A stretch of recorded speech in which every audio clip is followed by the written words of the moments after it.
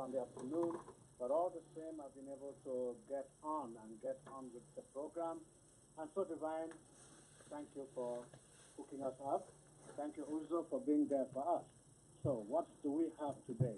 Well, Sunday greetings to all. I will begin this reflection with deep thoughts for and about someone we once knew, but one who we awoke this morning to learn has gone to the world beyond. Professor Gottlieb Lobe Monekoso was not just a public health colossus. He was a medical giant, an icon, and a great role model from whom most of the early medical doctors trained at the CUS Yaoundé Hospital or a training school gleaned the practical and theoretical knowledge they need today and which they have been using in their business. I was privileged to meet with him one-on-one in his Bokwango residence for discussions on the way forward with healthcare in Cameroon. Professor Monekoso's conversations with me did not continue after 1997 when he became minister and I was on my way out of the country. All the same, go well, Professor, and may the soil of our ancestors be light on your shoulders. That said, dear listeners, welcome. We're sorry if we focus more on Cameroon, well, that's where we know better, but the continent is asking, is looking up to us to bring the awareness, to bring this, to suggest the solutions, and to move forward with things touching on the continent. And that said, Max Ehrmann concludes that his age-old poem, Desiderata, with the following lines. With all its sham, drudgery, and broken dreams, it is still a beautiful world. Be cheerful. Strive to be happy. Strive to be what? Someone must be asking. Strive to be happy with a broken heart, and or cold tooth, and or a plucked eye, or a fractured cheekbone, or some broken ribs, or some other body part that is highly or greatly impacted by a call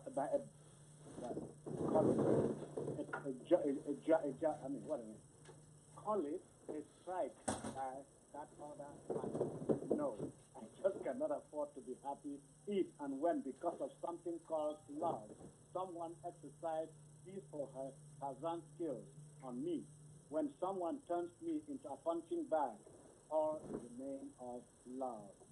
Well, the magazine, the online magazine that we usually sometimes go to, Wikipedia, says domestic violence, well, that is what we're talking about this Sunday, quote, involves violence or abuse by one person against another in a familiar or intimate relationship. And of that part of the quote, it adds that, and we continue the quote, that domestic violence is most commonly thought of as intimate, caused by intimate partners, but can also include violence or abuse from a family member. So it is not necessarily only between married or partners in love, it can also be caused by family members. And so such behavior, Wikipedia tells us, is not just limited to acts such as actual or threat of physical violence, actual or threats of sexual violence, emotional or psychological abuse, for example, name-calling or put-downs, threats to out a person's sexual orientation or family, work or friends, and so on and so on and so on. It also includes stalking, for example, excessive phone calls, excessive texting, excessive emailing, excessive monitoring of the daily activities, or the excessive using of technology to track a person's location. So what are those texts that you send? What are those phone calls that you make to that other significant or insignificant order in your life, or whom you want to bring into your circle? Domestic violence also goes to areas including financial abuse, for example, withholding money from the person who is on the other side, or ruining the credit of the other person, or stopping a partner from getting or keeping a job. And so, speaking generally, domestic violence is perpetrated by, quote, current or former spouses, boyfriends or girlfriends, dating partners, and or sexual partners. According to the American Centers for Disease Control, the CDC, 1 in 4 women and 1 in 7 men will experience severe physical violence by an intimate partner in their lifetime. This is CDC in 2017. And so this is certainly scary, and that is why we are raising this awareness so that together we can come up with such solutions as would spare women and men from the scourge of domestic violence. While we are able to raise awareness, suggest solutions and move forward in domestic violence, there is little or nothing we on Africa Online can do about the aging and generally inefficient leadership that dominates the African continent.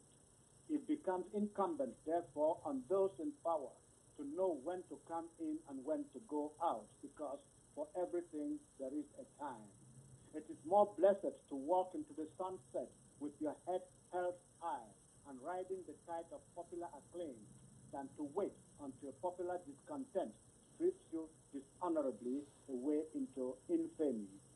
As Pope John Paul II, later corroborated by his successor, Pope Benedict, said in their time and in their preaching and when writing and talking about love, just going back to that first part, between couples, quote, couples make the mistake of trusting romantic love, not using this opportunity to mold a true friendship.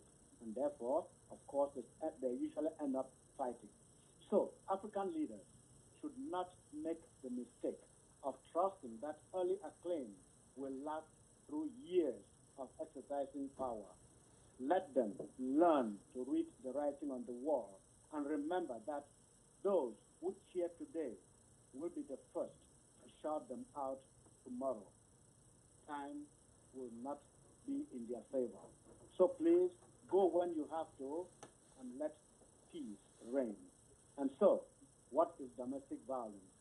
Come in, let us talk about that, and let us also see what we can say about this other plague that has become part of the continent. Well, Divine, it has not been the smooth ride, but it will be when you read it. Thank you, and over to you. Let's begin the discussion. Yes, Sullivan Kemeke, thank you for taking us into the nooks and crannies of domestic violence. Usually people don't always think that, withholding money or doing the other things you say constitute domestic violence. But before we get to that, I am getting a breaking story from Zimbabwe now. Everybody who has been following the news by now knows that it's not been quite smooth in Zimbabwe following the sacking of the vice president last week or two ago. Things really turned sour for Robert Mugabe, who is 93 years old, has been in power in Zimbabwe for 37 years, and his wife, Grace, who became so powerful. Grace was the president of the Women's League. Now, what's happening now?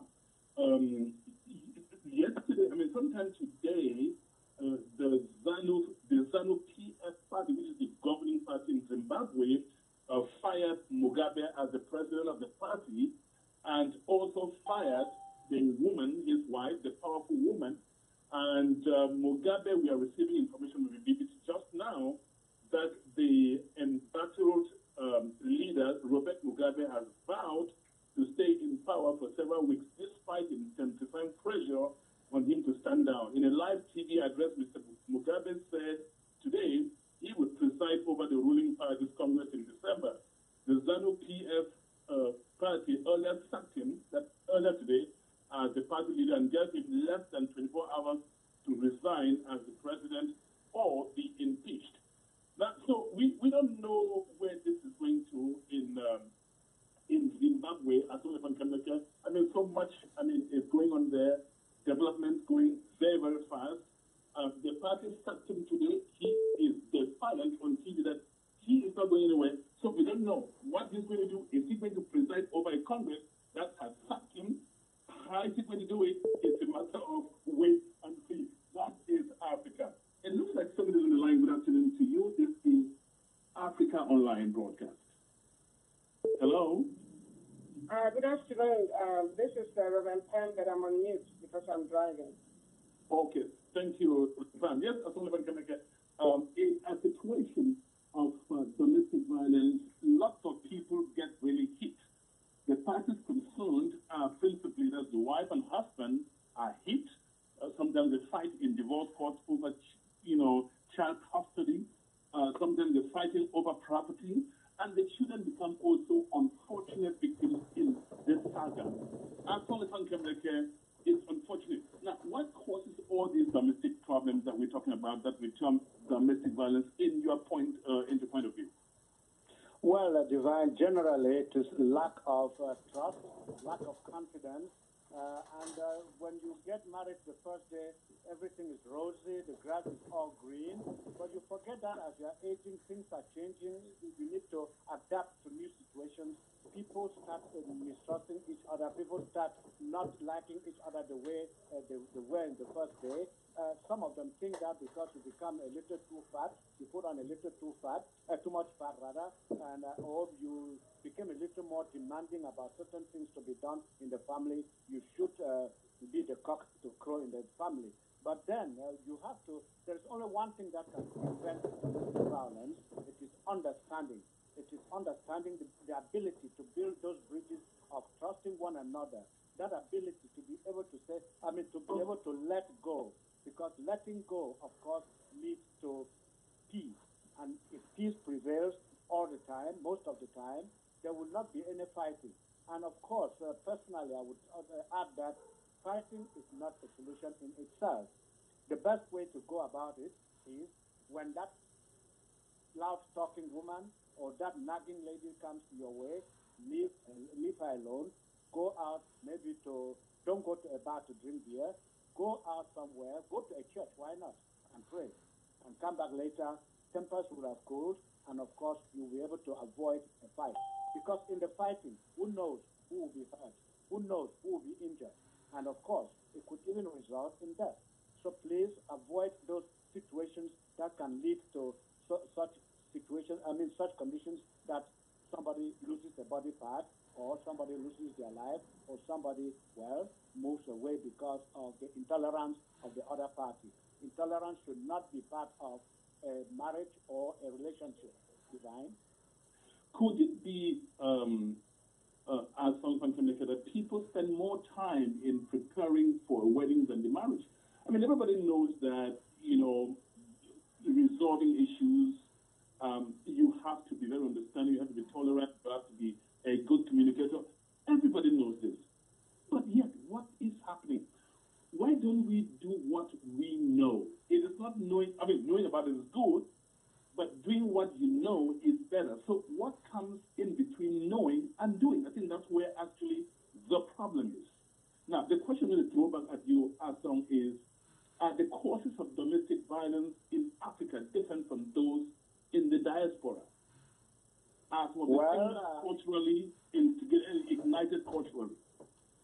Well, there is that culture that you just talked about. There is also, especially in the diaspora, the fact that maybe one of the partners back home in their different countries were not having or making as much money as they are making now in the United States or in some other country abroad. So they come out and they realize that they can now be the ones to be the loudest voice in the family while the other person is intimidated into silence. But that should not be it. The only other thing that is making this domestic violence a reality is the three-letter word EGO, ego.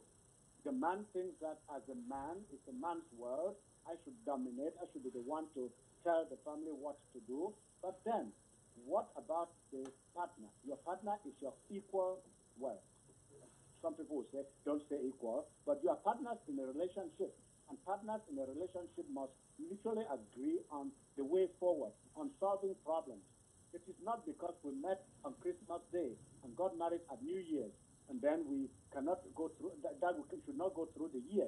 If we got married at Christmas, we got to know each other at Christmas, we got married at New Year's, we should be able to move through the year without any problems.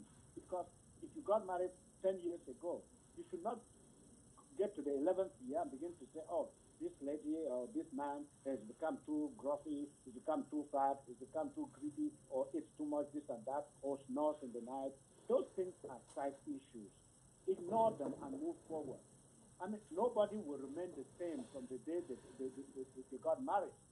The grass never remains green all the time. There are moments when the grass dries up in some parts dry and die. And then, of course, even trees, branches get dry and fall off, leaves turn brown and drop off. So please, trust yourself, look at nature, and compare yourself to nature. Nature rejuvenates, and we too can rejuvenate by being patient with each other, accepting each other for who they are, and moving forward with our lives. So, Divine, that is the piece for now. I get actually the point, and you've struck some very important keynotes there in your statement, Asong and Kemleke.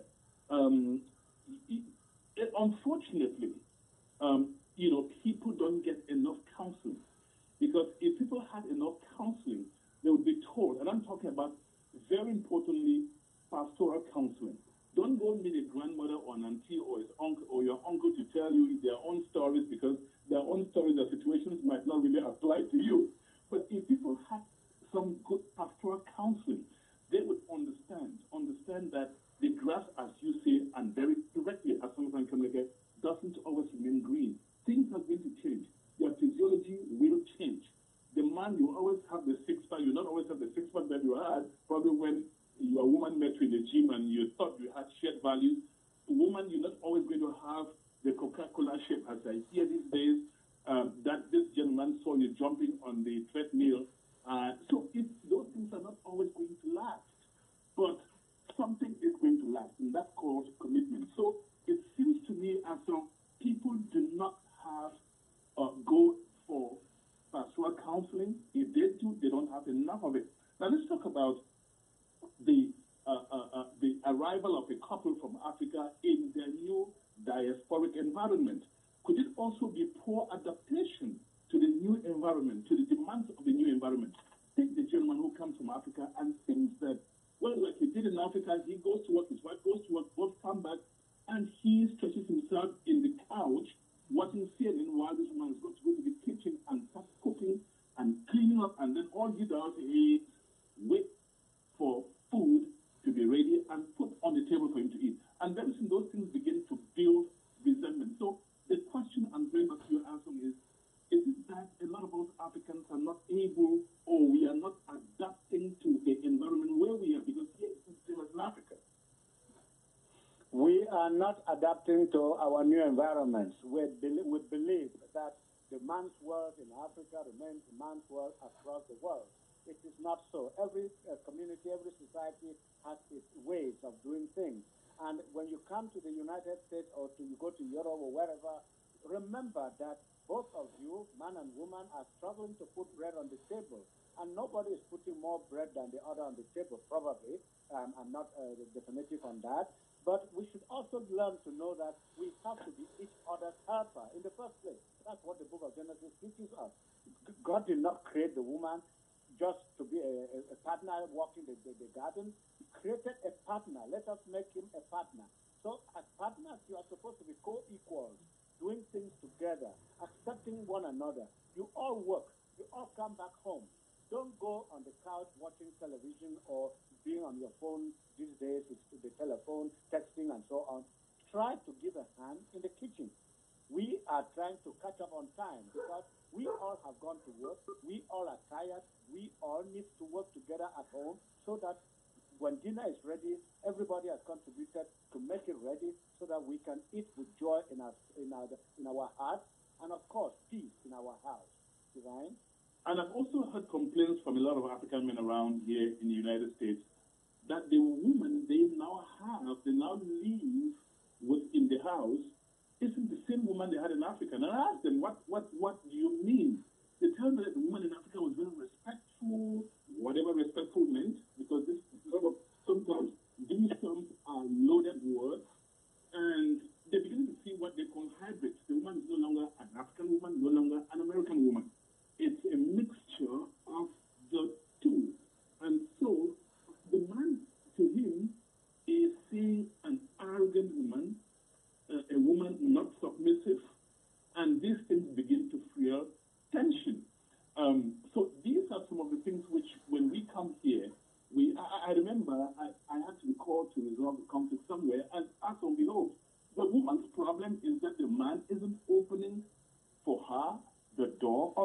car, when they drive and stop somewhere to get groceries, they do something, or they go to a party, the woman is thinking that because she sees other women,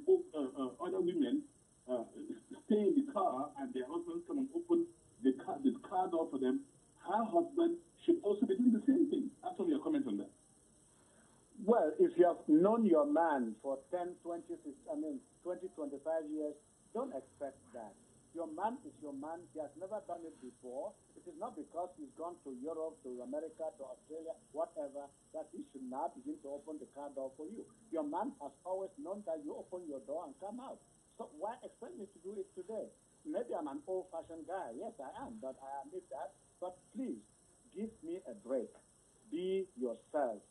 Do what you would do if you were back in your continent, if you were back in your country. Don't expect so much from your husband. You've known him. He has never been that kind of man that opens car doors or even opens the house door for you. So why expect it now? They say you can't teach a monkey how to climb a tree.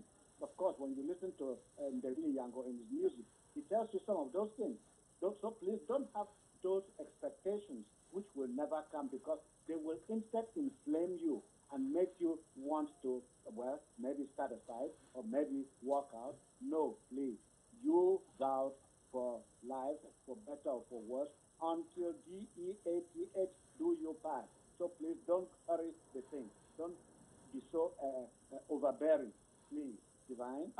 Some women, again, I've heard them complain that their husbands are not bringing home flowers.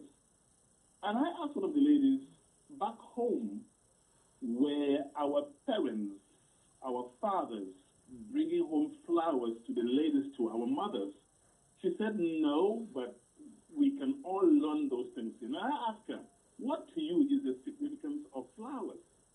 And she said, love. And I went further, that maybe it seems to me, if we, after burying somebody at home, we lay flowers on the grave, I think the significance of flowers is something else, not everlasting love, because flowers blossom or bloom in the morning and in the evening, they die out. So if, project interpretation, matter of interpretation, but to begin to have problems back home, in your home, with your spouse, because flowers did not come home on Valentine's Day or on a weekend, on a Friday evening, and to you, you're beginning to think that this guy's attention is elsewhere, sounds to me absurd. Again, it could be, I'm old school, but these are some of the mundane, if I may call it so, the mundane things, ephemeral things that will make it get so deep that begin to cause problems in our homes. Now, the question probably I'm going to ask now is, should our African people copy things that they see here, or they should outrightly reject everything they see here and keep it here as it is done back home? Well, Divine, there is this thing about Hollywood. What happens in Hollywood remains in Hollywood. So what happens in Africa should be what we keep with us as we go along life. Because why would you want to come to America and begin to give flowers when you were never used to doing it, just because other people are doing it? Well, flowers, as you say, are just a symbol of a momentary appreciation of something somebody did to you. As Napoleon Bonaparte said when he created the Légion d'honneur in France, men are flattered by toys. So do we have to keep flattering our women with flowers that actually may not be significant enough, may not mean enough than just being the symbol because we've seen the next door neighbor doing it, we should do it? Should we flatter our wives? No, we should all be partners in a relationship, work together, and know that without those toys, without those flowers, our man or our woman still loves us the way they did from day one. Some men are conservatives, maybe I'm one of them, who do not know, who do not do those things. Well, accept me as I am, let it be, and we will move forward, and sooner or rather than later, we will realize that we are blooming, not withering. So please don't copy the ways of your new community, of your new society, and think that that's the way to go. Accept your man, the man you met in 1915, and the man with whom you have been for the past 90-something years. Stay together, work together, look forward to making things better for both of you, and of course the children. And Divine, you mentioned children earlier. Some of these domestic violence and domestic problems bring in the children. But forgive me here. Children, no child. This was some inspiration I got long ago when I was still in Yaoundé in the good old days. Something says, no child wrote an application for you to be her father, his father, or his mother, or her mother. No child wrote an application to be in your family. So why would you want your problems to involve them? Let your problems be your problems between you and your partner, and the best place to solve those problems is in the inner sanctum of your house, which is your bedroom. Don't bring those issues to the living room. Don't bring them to the street. Don't even go to your in-laws, because some in-laws will instead inflame you, and of course, some wives, some husbands don't like their in-laws. So why take your problems to them if you don't trust them, if you don't believe in them, and so on? So please, don't get the children involved in your disputes. Forgive them, because they know not what they are doing, or they don't know what you are doing, but they know that they will grow up to be men of their own. And of course, what you are doing in front of them is teaching them. They will want to do it to their wives too when they grow up. So please watch out whatever you are doing to your partner. Divine? This is Africa Online, and we are live from Washington, D.C. metropolis with Asmali Fankemeke and Divine Chiamokong anchoring. Let's see if somebody came on the line. Good afternoon, good morning, good evening, depending on where you are. Now, where are you? Hello? Hello? Yes. Hello? There's somebody This is there. Kingsley George. How are you? Hello, Hi, Dr. Sam. George. Good day. Welcome. How are you? Pretty good. Now, we are talking about domestic violence. The question I want to ask you, Dr. Goji, is do we have the problems more in Africa or in the diaspora? We are in the United States, let me say, in the United States. I think we have a problem both parts of the world, you know. But I am driving. Let me just listen, okay? I'll talk more when I talk. I'll just listen for now. Not even I'm ready to talk. I'm just listening for now, okay? So I am concentrated. Okay, Doc, that's fine. Now, as on money, and when you say money actually reveals people's character. Like I read somewhere, you know the character of somebody, the real character of somebody, when money is involved. Now, in a lot of conjugal homes, money has been the source, unfortunately, it's not been a blessing, but it's served as it's become the source of conflict, and sometimes very, very bitter conflict. What kinds of conflicts, as only do you think that money provokes? Well, across the board, money contributes a lot to some of these things we're talking about. Just because from day one, maybe, we did not work together about using or handling money. Back in the day, the man is the only one working. The wife does not even know how much he's making. And of course, when you move out to the greener, quote, in quote, greener pastures, the man is working, the woman is not working, they don't know how much each other is making, and they have expectations for how much you have to put on the table for this or that. But because of that mistrust, because you don't rely on each other, or because you don't trust each other enough to share the information you're bringing home, it leads to suspicions, it leads to other things, and of course, many women always think that the man is using the money to follow other women outside or sponsoring other women outside and so on and so forth. But please, why not find a moment and say, please, dear, let us stop all this. What are we doing? Can we see how we are using our money? Are we really using it to build ourselves? What future do we have for ourselves? What are we going to do when retirement begins knocking at the door? So please, it's better to solve those problems from day one, discussing about money, how to use it, how much is coming in, how much do we spend on this, that, and that. Many women, like some men, don't want the money to be spent on in-laws or on your family or my family, but it is wrong. We are perhaps the only educated people in our families. We're perhaps the only people working in our families. So we have to bend backward and forward to be able to support those who raise us.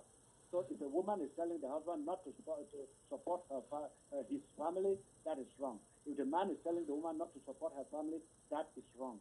We have to be mutual in this and to use peace rather than violent means to settle the problems. Now, you say back in the days, men used to pay the bills. Well, in Africa, that's true. That's really most of the time what our parents did. Now, when the new couple now from Africa come to the United States, maybe the woman is thinking that, well, the guy has to pay the bills and no, her money is none of your business. Could it be one source of the problem? Well, of course, that's one thing. But again, it all boils down to understanding or not understanding one another. It is good to use dialogue to find solutions to some of these problems. If you open up and talk to one another in an intimate, friendly way, I think there will be some level of understanding, so much so that some of those disagreements will disappear and we will be able to move forward and continue with our lives. Violence is when dialogue fails. What makes dialogue fail? And Dr. Guji, if you have any contributions at any point, please can always come in. Everybody knows about dialogue. Everybody talks about dialogue, communication. But then why is it that systems fail? What comes in between that people stop communicating, the dialogue fails, and then violence or violent outburst or physical violence now takes the place of dialogue? What's happening? Do these people just don't understand or know themselves when the thing they did when they're getting married? Or what is it that makes that dialogue fail? Intransigence. I want to be the boss. I don't want to listen to you because you are a woman. I don't want to listen to you because you are a weak man or because you have never done anything positive in the family. So let me do it. I'm the boss. That is the thing. Again, it's that three-letter word, ego. Everybody believes that they are the only ones that can make suggestions, that can propose things to be done. But please, why not try to start a conversation? You can always start a conversation, even on something not related to the family, and gradually work your way to talking about, oh, but this is happening, this is happening, I saw Mr. Y do it. But people tend to come home and say, oh, Mr. Y was opening the car door for his wife. You have never opened the car door for myself. So don't do that. Just converse about it. Well, maybe sometimes it's nice to have me open the door because I cannot turn around quickly to open the door. So discuss it. Talk about it. Don't impose it. And of course, don't speak 10 words when your husband or your wife has spoken only 2. Listen before you talk. Weigh the words before you utter them. Words like spears go straight and they don't come back. Once you utter the words, you don't bring them back. And they inflame the other party. And because the other party also has an ego, also has a style to defend, he or she may react differently than you expected. And that results probably in violence. That results probably in the other person also uttering words that you never expected to hear. And when you hear them, of course, forget about them. I know they say to forgive is divine and to forget is what, I don't remember the exact word. But then, learn to forgive and forget. I know it's difficult to forget, but if you trust yourself and know where you are heading to and want this relationship to survive, you will forgive and forget and move on. Divine? Yes. Listen. The problem is, as somebody said, some people listen to argue instead of listening to understand, because there are 2 ways you can listen. You can listen to argue. I mean, as you're listening, you are building an argument already in your heart, a response. Or you can listen to actually understand why somebody is saying what he or she is saying,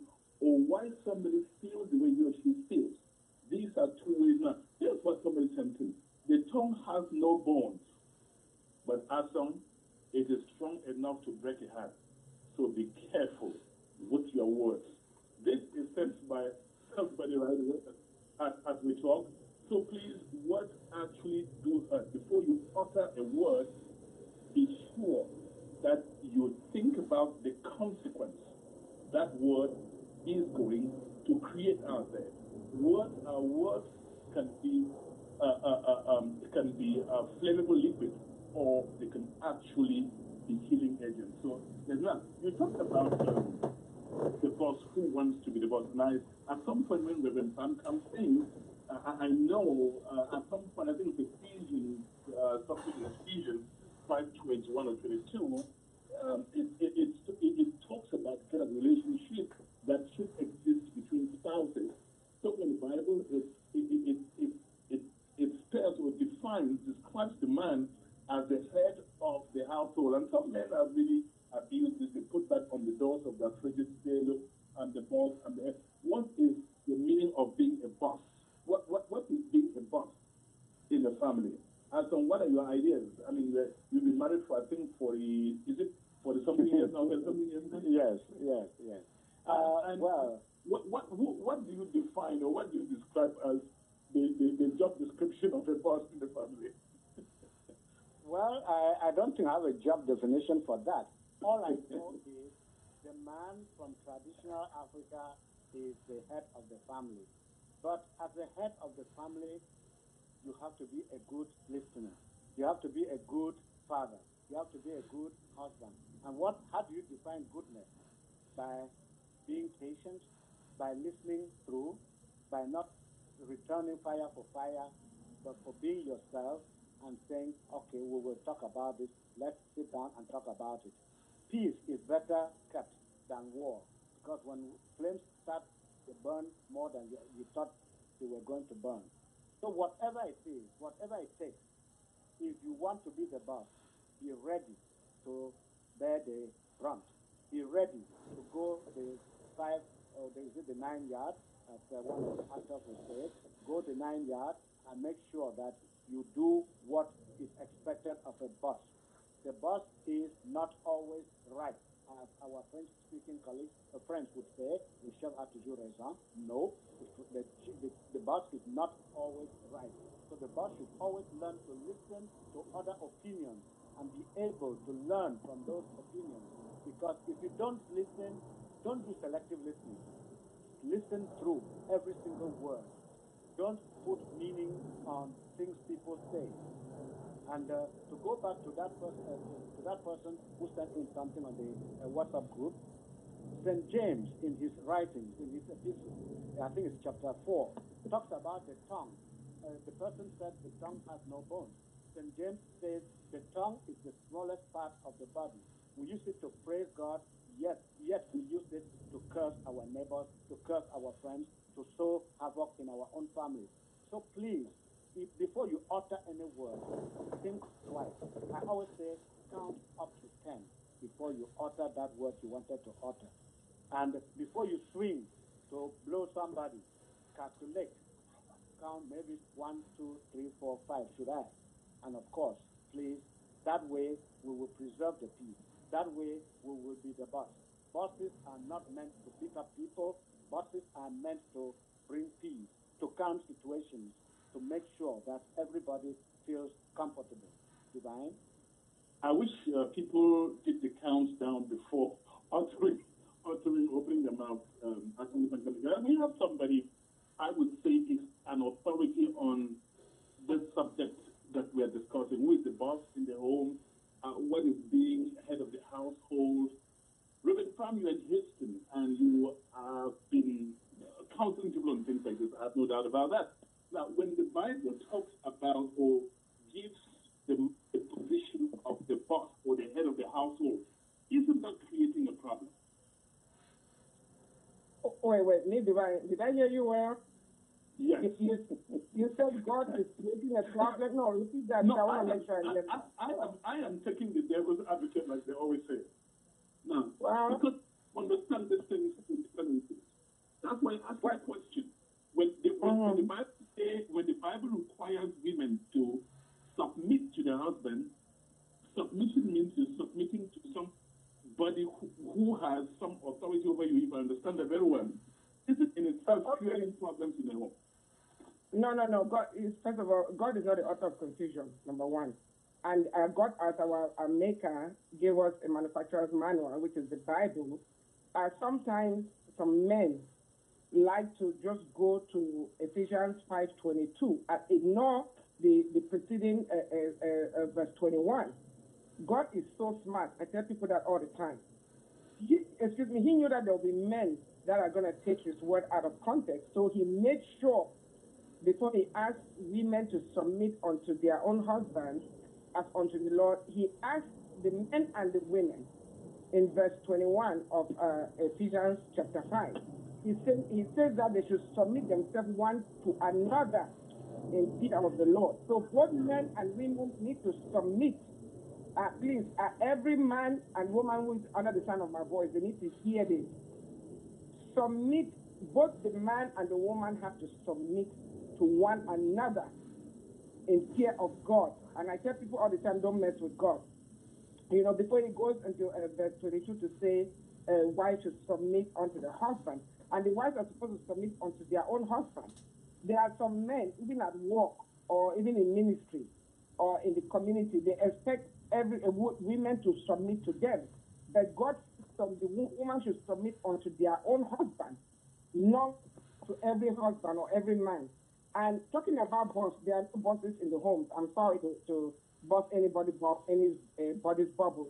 There are no bosses. God did not use the word boss anywhere, you know, and people, it says the man is the head of the house, you know, as Christ is the head of the church. You know, so the way Christ is the head of the church, that's the way the man is the head of the house. For example, Christ died for the church. Okay, are you the man going to die for your wife? And let's get this straight, you know. I don't care how somebody is running their mouth. No human being has the right to lay their hands on another human being, except for parents that can discipline their children. So there's no reason for any man to beat up the wife or the wife to beat up the husband. You know, and that is actually in the Bible too, in Matthew chapter 10, verse 19. I happen to have been in a store. We were standing in line, getting ready to pay, and I just could see the devil manifesting. There was a fight that was about to break out. And this woman was saying, actually opening her mouth and saying she's ready to go to jail tonight, you know, because she was getting ready to beat up somebody. And I had to just tell her, I said, look, just calm down. And I used this scripture. I told her, I said, when you go home, meditate on this scripture, because he would have beaten up that other person and ended up in jail. So it doesn't matter, husband, what your wife says to you. You know, the tongue doesn't have any bones, but it can break bones, you know, things that come out of the mouth, the power of the tongue. That's in Proverbs 18:21. So people need to be careful. And, you know, when you marry that wife, you sign up for better or for worse. And you, the wife, when you marry your husband, you sign up for better or for worse. So if the woman is a talkative or not, I am sure you saw traces of it when you were dating her, you know, and you still or overlooked it because you were too moved by the size of her butt or the size of her breast or her waistline, whatever. Something moved you, and you forgot about that character. You thought it was going to change. So that's what you sign up for. You are stuck. Nobody should lay hands on anybody. I don't care what the situation is, because that doesn't resolve any problems. And it doesn't matter whether you're in Africa where they don't really prosecute people that do that. You know, so we just need to make sure that people understand that there are no bosses in any relationship. If you're in a relationship where somebody is a boss, please get out of it. Reverend Sam, when I asked you those questions, it was done on purpose to provoke these clarifications that you are. Obviously, God could not have created marriage and be in trouble with that marriage. Definitely, I know. Okay. I've been listening. How are you guys? Please calm down. See, you're running. No. I just got home anyway. So it's been an interesting discussion. Okay. Go ahead. I heard what Reverend Sam said, and I totally agree with her. Nobody Nobody has the right to lay his hand on somebody else. It doesn't matter. Absolutely nobody. So I totally agree with that. On the other side, in every relationship, I don't care, is it at work, is it at home, is it at the marketplace, it doesn't matter. There is a head with compromise. So what I'm trying to say is that two pilots cannot pilot a plane successfully. Somebody must direct the whole. So if you come to African, to the white man, this where we live in the US here, go and look at the family where people have been married for 10, 15, 20 years, 30 years. Somebody is directing a home with compromise. Period. I met one woman who said, I've been married to my husband for 35 years. He's always traveling to Europe, Germany. I do not care. He pays all the bills. He comes home once every month and spends 2 weeks with us. So 2 weeks away, 1 month off, 2 weeks away, 1 month off. He pays all the bills. And he tells me what to do, and I listen. So the problem we have here in this part of the world is it doesn't matter in who you are in this country, and I keep on saying it. You go to Houston, where the family lives, a lot of our sisters and nurses are the head of the family financially. So they are the ones who are making the money, and they should have, I totally agree, they should have a bigger influence with how the money should be spent, because I don't expect any woman to come and work her butt off, and then the husband says, you cannot go to your mama house and build a small house, and then he wants to build 10 houses in his husband's house, and vice versa. Where the man is the bigger man of money, his family should discuss together and find out how to do this. So domestic violence boils down to ego, where we live, and the law of the land. And I keep on saying, I've seen it, I've seen victims in this country where the woman will beat up the man very, very, very well. The police will come to the house, find out the woman has beat up the man very, very well. The woman just says, he beat me first. Matter ends. Once the woman calls the police, matter ends. Because if the woman is arrested, she will deter other people from calling when they're in trouble. So, based on this background, I still believe that this country should be restructured, whereby in case of marriage discord in this country, everybody's at a level playing field. Husband, wife, take the kids, 50-50, if that's what they want to do. No one marriage, husband, unless somebody opts out, maybe an opt-in position. You guys don't want to stay together, the kids are here, you guys take the kids 50-50. Unless somebody opt out, say, my job cannot help me do this. Then people will start thinking very well that, look, it's not going to be me, it's going to be about the children. So I don't want to talk so much, but domestic violence is a problem. The law of America encourages women to be abused men, and African law encourages men to abuse women. There should be a balance. Now, you used the word there, compromise. I'm going to ask a question for all of you to answer. Reverend Pam definitely going to have a lot to say about this. Tom has been in marriage for 40-something years plus, of course, with a lot of experience.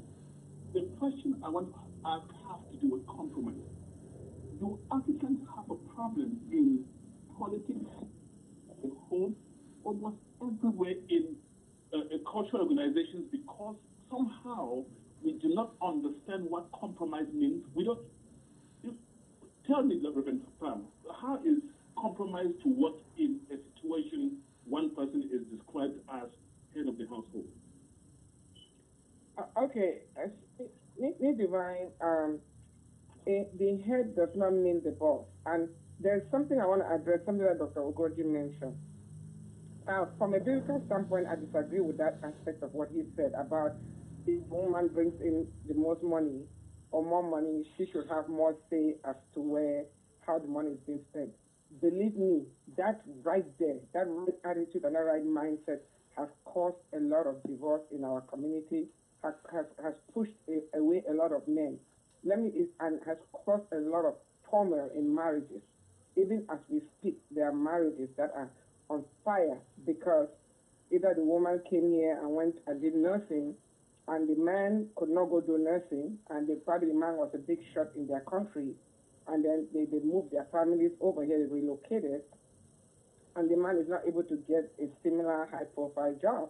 And most of the time, it's the men that actually put these women through the program. So it doesn't matter the size of your bank account. God did not say if you make more money than your husband, you become the head. You still need to submit to your husband. I'm not saying that the man should abuse the wife or be extravagant or the woman should not have any say on how the money is spent. And that is why when people get married, and we'll talk about this in our marriage series, we talked about this last year. Excuse me, if you guys really love each other, you should have a joint bank account. There's nothing like, oh, I love you, but you have your own bank account, I have my own bank account. No. Husband and wife should have a joint bank account. So, and there should be total transparency with money, because also that way it keeps either party from cheating or sponsoring a girlfriend or a boyfriend. So that's a topic for another day. But the fact that somebody is making more money, they should not disrespect their spouse, whether it's the man or the woman.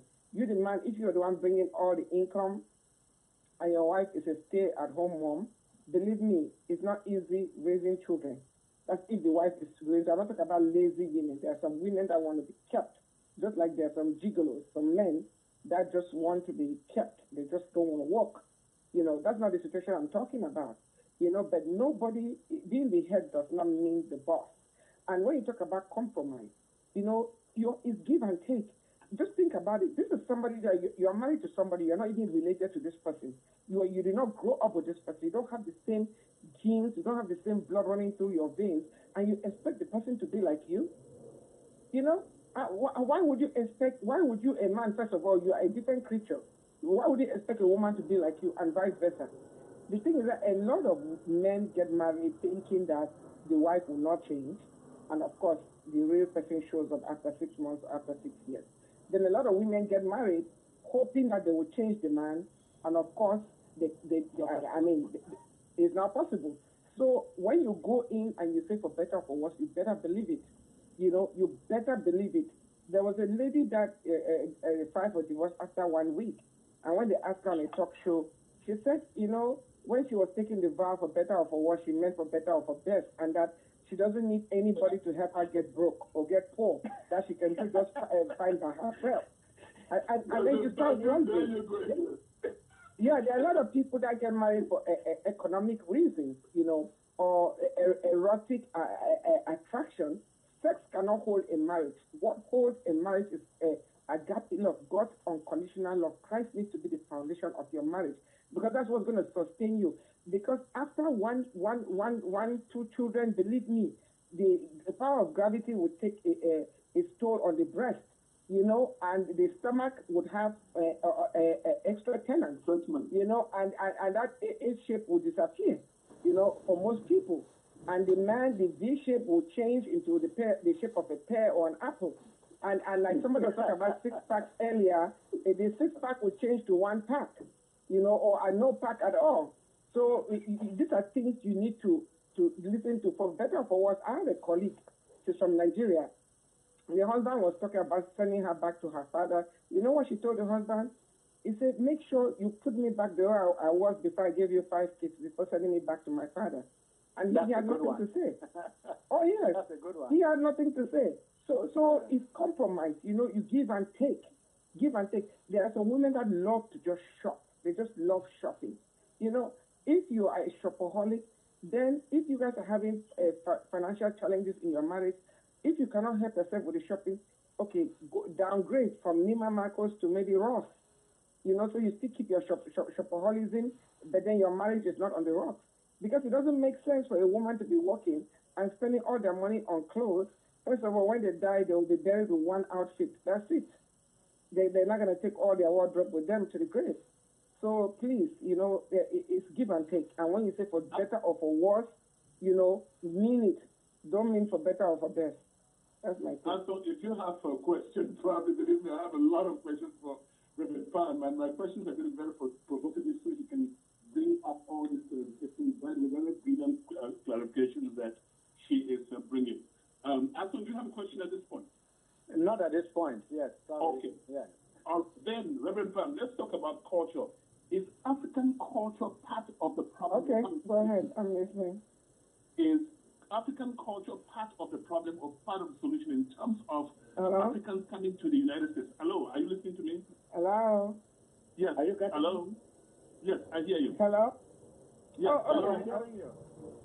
Okay, I didn't hear anything. Go ahead. I didn't hear anything.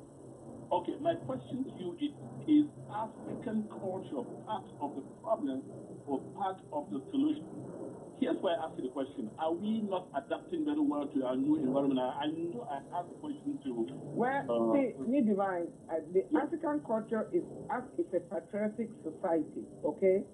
It's been that way. It did not start with our generation. However, it doesn't have to end that way, and it doesn't have to stay that way.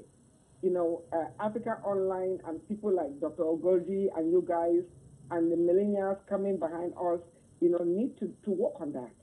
You know, the fact that, you know, if you notice, in those days, our mothers did not work, most of them.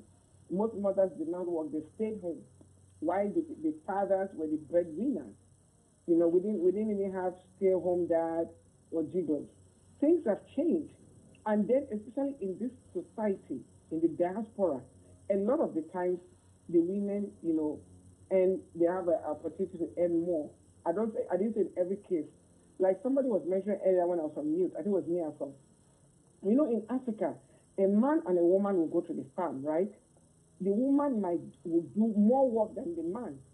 But then when they get home, the man is sitting in the sofa and the woman gets in the kitchen to cook. They both went to work and she did more work. So sometimes I really believe that we women are stronger than men. Maybe that's why the Lord allowed us to be the ones to carry children for 9 months, because he knew that the men would not be able to handle it. But I'm not bashing men here, but I'm just saying that we need to select the good parts of the non-African culture. Treat each other as colleagues or equals. That doesn't mean that you're afraid of your wife. There's nothing wrong with a man getting up and making breakfast for the wife. There's nothing wrong with that. I'm not saying that the wife should expect the man to do it, but there's nothing wrong with that. Or the woman is in the kitchen cooking, and the man comes and helps either with the dishes or something, you know? There's nothing, you guys are a team.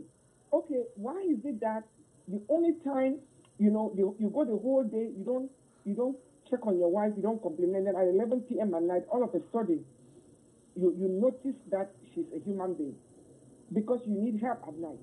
That's when you are trying to say lovely things to her.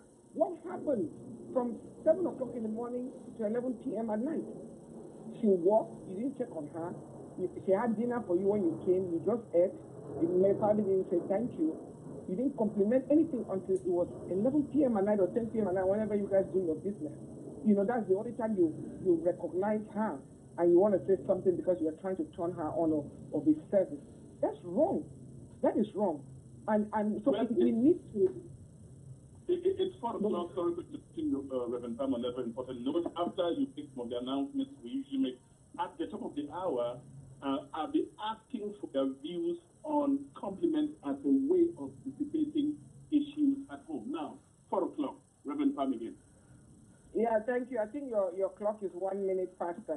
I was looking at my time. I still have 1 minute, but no problem. Since you guys are in Washington, Washington is so unstable these days. We don't know with what is happening in 1600 Pennsylvania Avenue. Who knows if they clock somebody and switch the clock 1 minute. Yeah, we are preparing to drain the swamp. Yeah, very right. Yeah, drain the swamp into a new swamp. You know, yes. A bigger one. But okay, right. But anyway, yes, as we all know, the last Sunday of the month is the health topic, and this coming Sunday, this week, we're going to be talking about obstetric and gynecological problems for our mothers and sisters and daughters, and we really want the men to take notes. So if they see some of the things that women have to go through, maybe they will think twice before they beat up any woman or raise their hands on any woman. And it's not just a physical abuse, there's emotional, there's sexual, there's mental, there's psychological, you name it. So we're going to be discussing, you know, those issues. Even women are still dying in childbirth. You know, my mom passed away 2 hours after giving birth to my younger sister, and she died in the hands of the best gynecologist and obstetrician at the time. And so that is still happening to today. It doesn't make sense, and it needs to end, you know. So we're going to be addressing all those issues. You know, no woman should have to give her life up just to bring a life, you know. So we're going to be discussing all that. And then we would like to encourage everybody to get involved. We have a lot of work behind the scenes. You know, Dr. Ogoji, I'll be reaching out to you off air, you know, one of these days to share some things with you. And we appreciate your active participation. That's what we need. You'll be surprised how many lives you have already transformed by your contributions. In Africa Online so far, you might not be able to quantify it, but believe me, you know, we have a brain bank here in Africa Online, and we want to help our brothers and sisters back home and in the diaspora. So we're looking for volunteers from every department. Whatever your specialty is, whatever you can do, whether it's admin or it's medical or it's IT or it's legal, we need volunteers. We need people to get involved. Let's transform Africa. Let's take care of our problems. Let's take care of each other. Let's take care of our brothers and sisters. If somebody wants to go to medical school, they should be able to contact Africa Online and be mentored by Dr. Ogoji. If somebody wants to do journalism, they should be able to contact Africa Online and be mentored by Dr. Ben Bongam, our chief executive editor, or our president, Divine Chamberlain. We want Africa Online to become a one-stop resource for our brothers and sisters in the motherland and in the diaspora. We want to be able to make a difference from here back home without necessarily having to go through all the bureaucracy of the nonsensical government that we have over there, you know, or having to deal with all bribery and corruption just to help people. Over to you, Divine. This is Africa Online, and we're coming to you live from Washington, D.C. metropolis with contributions coming from Houston there. You just heard Reverend Palm. We are on domestic violence, physical and verbal, on the show today. Now, let me ask you a question, and anybody can answer this question. Marriage is handling life issues, tracking it together. Trials and tribulations will always come. Now, you mentioned the word compliment. To what extent is compliment an element or an instrument for dissipating tension that leads to violence in homes? Reverend Pam.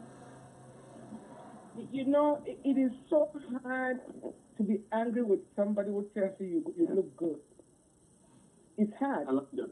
I like that. If somebody compliments you, I don't care. But, you know, it's funny because 2 years ago when I was ministering at the DCA convention, I was talking about praying and then giving them examples. I said, for example, God has 7 billion children on earth, right? Think about it. Just put yourself in God's position for 1 minute. If you have a child that is always thanking you, praising you, God likes to be praised, believe it or not. He likes us to tell him he's an awesome God, he's an almighty God, he's an omnipotent God, omniscient, omnipresent. When you say things like that to God, he's so happy. You understand what I'm saying? Then after you praise him like that, and then you ask him something, then you have another child that is always blaming God. Why did you let my car not start today? Why did I fail my test? Why did I get fired? Why did you let me get fired? Why did you take my son? Why did you kill my son? Why did you send a hurricane to come and flood my house? All those type of things. Imagine. Then think about yourself as a parent. Most of us here are parents. You have a child, you know, and, you know, like Miss Divine, you have 4 beautiful girls. If you have one of them that is always thanking you, or asking you, Daddy, how you doing? Oh, Daddy, I just called to say I love you. Daddy, I just called to say good morning. Daddy, I was just going to check up on you. How are things going at work today, Daddy? How are you doing? How did you sleep well at night? And that's one child. Then you have a child, every time they call you, they only call you when they have a problem. Or when they need money. You tell me, as a parent, who are you going to be more inclined to help? I'm not saying that you're not going to help. God blesses all his children. But who are you going to? God dispatches Angel Gabriel and the Michael. And the Michael is a no-nonsense angel. But those whining people, and the Gabriel is a peaceful person, and he takes his time. If I am here needing 911 help, and God knows how much I love him, how much I brag about him, I tell people how smart he is, God will say, look, I don't have time to Gabriel and his peaceful method. Let me send Michael. If there are any traces of pressure on the way, Michael will knock them off and go bless Reverend Palm in Houston. You as a father, you'll be more encouraged and more prone. The tendency will be for you to take care of that child. It's not discrimination, it's human nature. Take care of that child who is always appreciating you because they put value. You cannot appreciate somebody if you don't put value on them. Then the other one that is basically abusing you, always using you, wanting something from you, a taker and a taker and a taker, a consumer. They don't give, you don't produce anything, they're always consuming. That's just the way life is.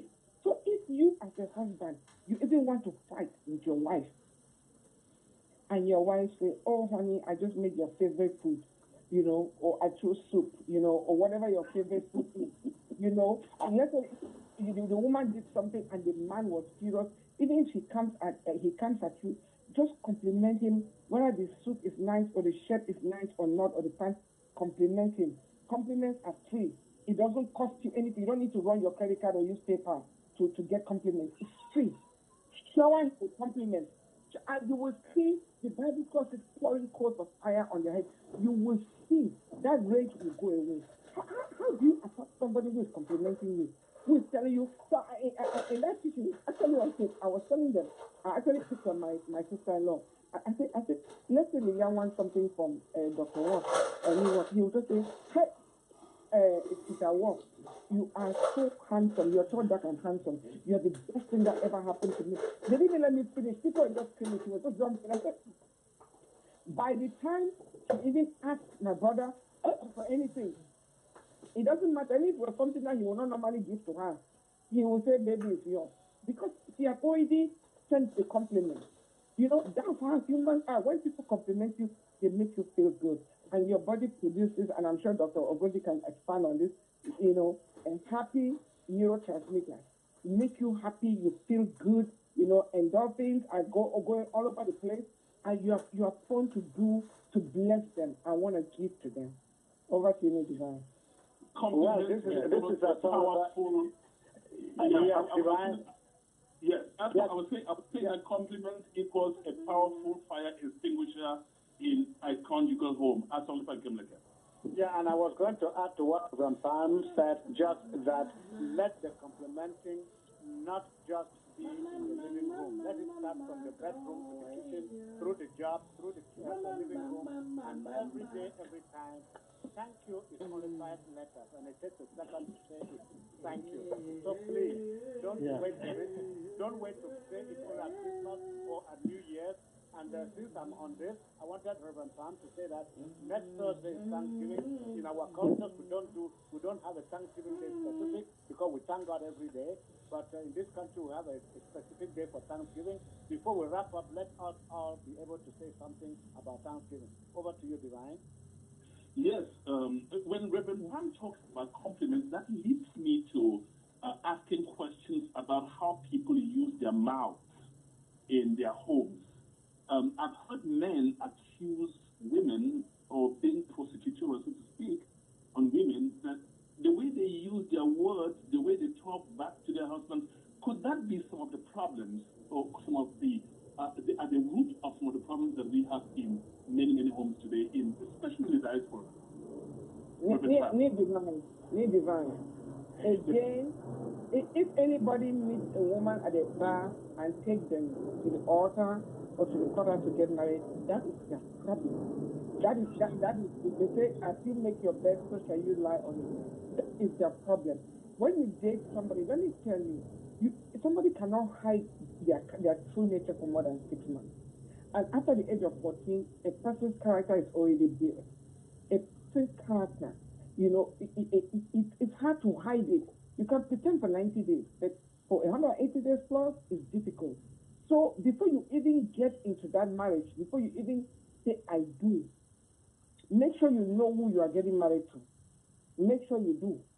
I'm not saying that there are some monsters that don't show up after 20 years of marriage. That's not what I'm talking about. I'm talking about generally, you know. So if when you guys were dating, you know, there's a video that I had sent, Dollar was telling people before you get married, find out if that is a woman's real hair, or how the man acts when he gets angry, if he throws things away, some different things, their relationship was soup and water, those kinds of things. You need to know how people manage anger. because you're going to be living with this stranger in the same house. They can kill you at night.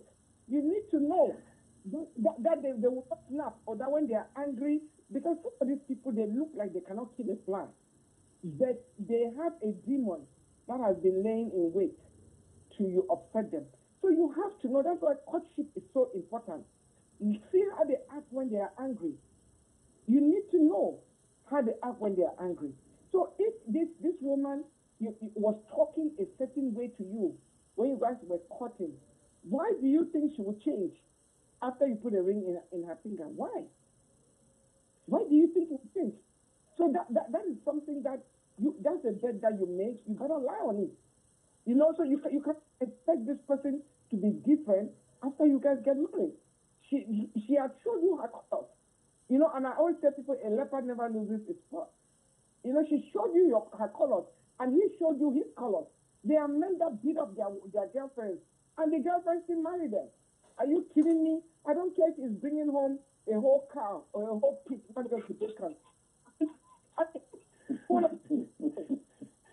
do you want to hear? What is divine? Let's talk about compliment.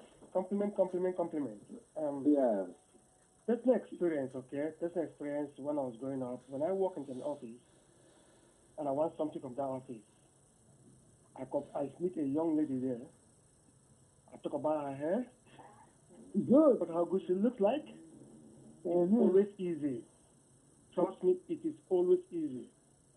You know, you go to I remember even when I was my first debut when I left South Africa. I went to the embassy. When I met the lady, said, "Oh, you look good. Oh, I mean, compliment. They treat you differently." That's true. So on the other hand, we also have to be careful when people compliment people outside. I mean, you have to compliment all the time, but don't look at what people are doing and use that to judge what happened in your own house. Why am I saying this? I walked to a house one day to visit a family, a couple. I got to the house, they were fighting. I will kill you today. You do this. They were fighting seriously. I listened for about 5-10 minutes. I wanted to go away. I just knocked my door. Boom, boom, boom. Everyone just said, They opened the door for me. The wife was inside the room. The guy sat down, offered me a drink. I have a drink. I said, "Where's madam?" "Oh, hey, sweetie, hey, honey, come on." She came in and then we chatted, and then we all night. I mean, I couldn't say a word because there was no fight. I didn't say anything to complain. Then so as soon as I left, I said, "What's happening?" Then I turned back. As soon as I left the house, they fight again. "I will kill you today." Immediately so. So compliment work, that's the good news about it. And secondly, we shouldn't judge what people do outside in a relationship and bring to our home. We don't know what happened right behind the door. So because a man opens the door for his wife all the time, you don't assume that your husband doesn't do it for you, you're gonna do that. So it's all about compliment. It works and it works and it works.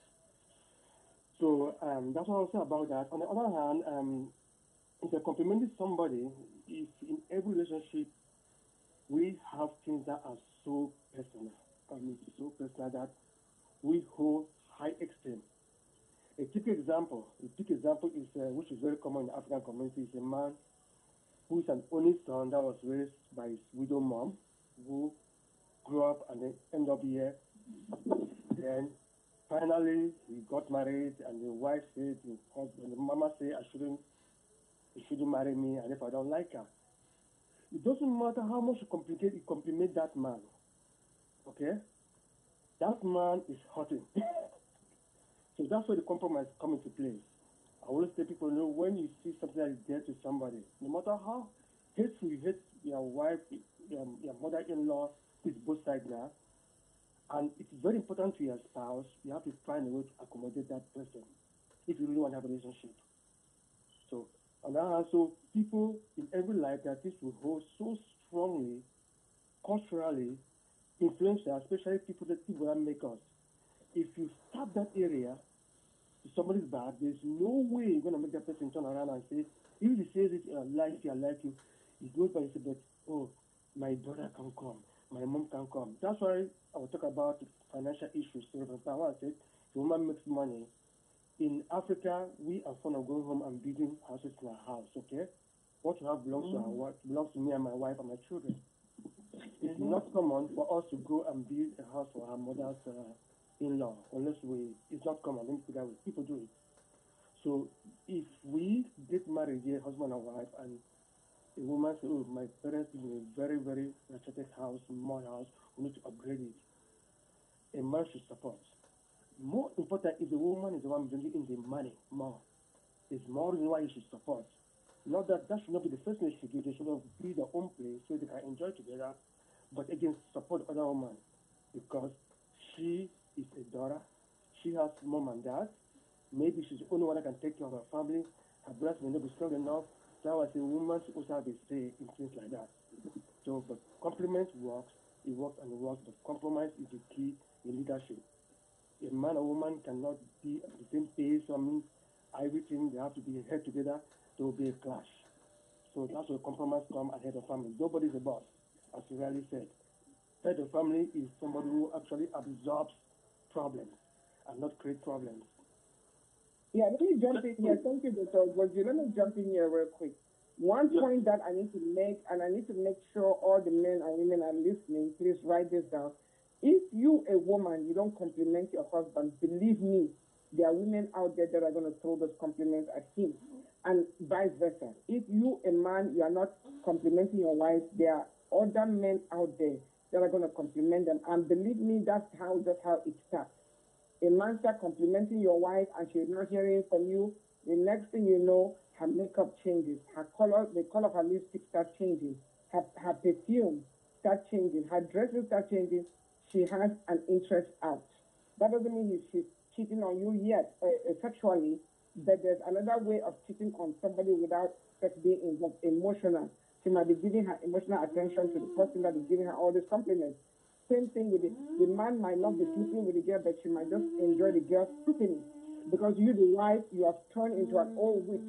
You cannot even say one nice thing to him. And there's somebody out there that just keeps showering him with compliments and appreciation and love. He's not sitting with her, but guess what? He's spending time with her. So be advised. Thank you, Reverend Pam. I believe me, I could listen to Reverend Pam until tomorrow morning.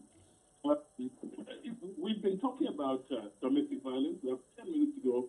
I'd like for us to address some of the issues that have been happening in Zimbabwe. We all know, and I want us to see how each of us, what lessons each of us draws there. Reverend Pam, Mugabe's wife became so powerful that she went to orchestrate the sacking of the vice president who was going to be the president of Zimbabwe after Mugabe gone, and that's what touched up all the problems in Zimbabwe. Reverend Pam, is that the negative role some women would play in their husbands' homes? I will call her a foolish woman and a ghost, and I hope that if she's listening or somebody sends this text to her or this Facebook, she's an idiot. She's not a Proverbs 31 woman because she did her husband a disservice. If she really loved her husband, she could have advised this man to step down 10 years ago so they can step down with honor and glory. You know, not only did she cause a guy that has been by the husband's side from the 70s, from day one, when he became president, you know, this is not how you pay people that have been loyal to you. I don't care if the guy wants to run for president. So what? It's not a monarchy. You know, the people in Zimbabwe are suffering. Yes, he threw out the right people, but he did not develop the country. They don't even have enough food to eat. You know, people are suffering there. You know, and instead of her advising the husband, she has turned herself into a gorilla, you know, and wants to become a president of a country taking over from the husband. Are you kidding me? Haven't you guys accumulated enough wealth and power and fame? You know, so she did her husband.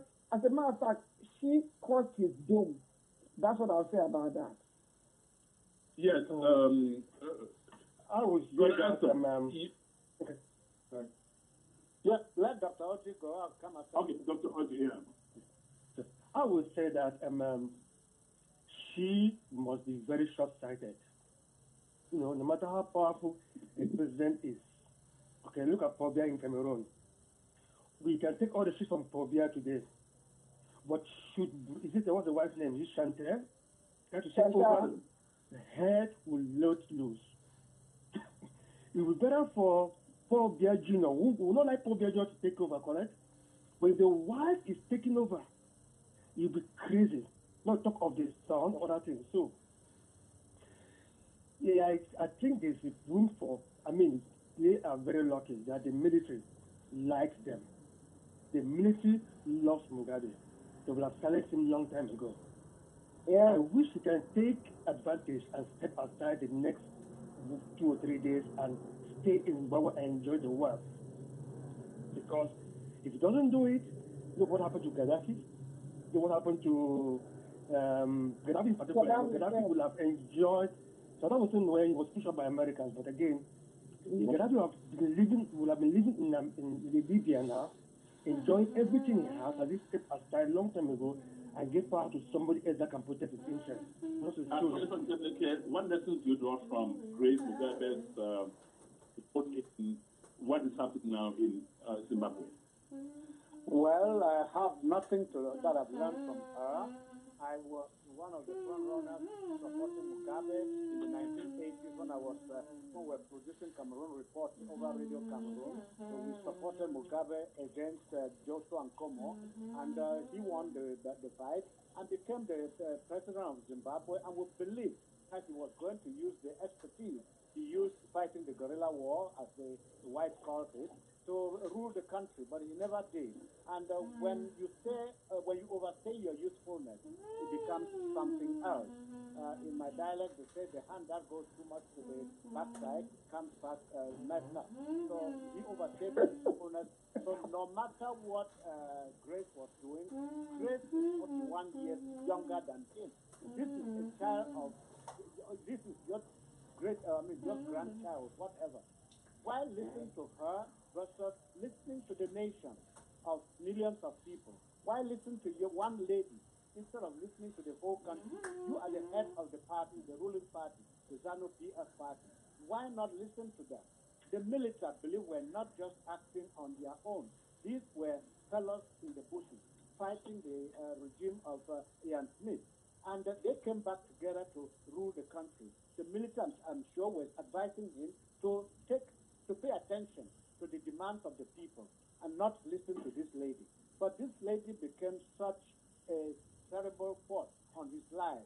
I know when you go beyond 70, you begin to get signs of senility, and then you don't you don't put your mind fully on things. So I've learned nothing from Grace's stand, and I believe and hope that she will be gone from the Zimbabwe public scene forever. Let the military conclude this and hand over power to a civilian to continue ruling the country. Divine? Another question I'm going to ask everyone before we close, Reverend Pam, is Mugabe in the 80s was seen as a hero. Now he's so low, the same people he was liberating. The question is, what changed Mugabe from being a hero to such a villain in Zimbabwe? Over to you. Yeah, he probably sold his soul to the devil, you know. That's the only thing I think of. And unfortunately, the wife does not even know what the name Grace means. You know, she's not acting as a grace, you know.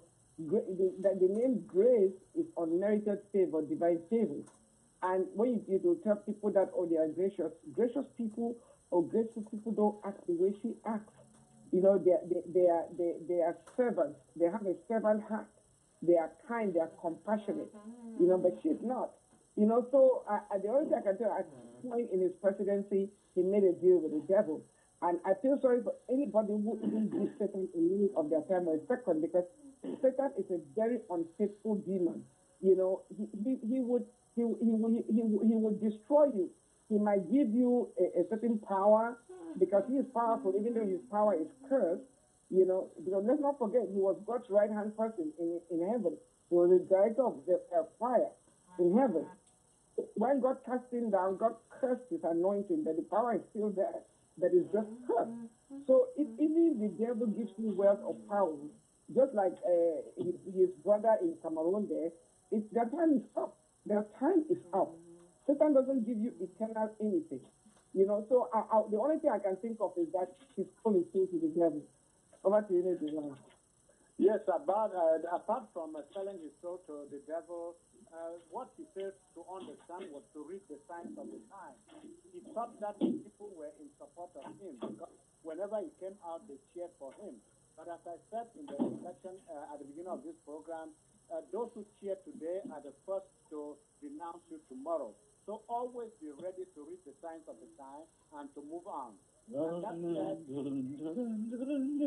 somebody is singing. Please, let us conclude this program without the song. We can sing afterwards. So Reverend Palm, I've been so delighted about this program today. Maybe Uzo did not participate because she's not married, but I believe that she should have said something at least. So Uzo, before we go, what is your word about domestic violence? Please mute your phone if you are still with us. Uzo, are you there? She might be muted. Yeah, that's right. Okay, Reverend Palm, your concluding words. I have, before I give the microphone to you, I want to say that thanks to everybody who has been on Africa Online from day one, and our thanksgiving is that we have the strength to continue to do this. So please, as we move out today, let's all praise and glorify his name for giving us the strength to do this. Reverend Palm?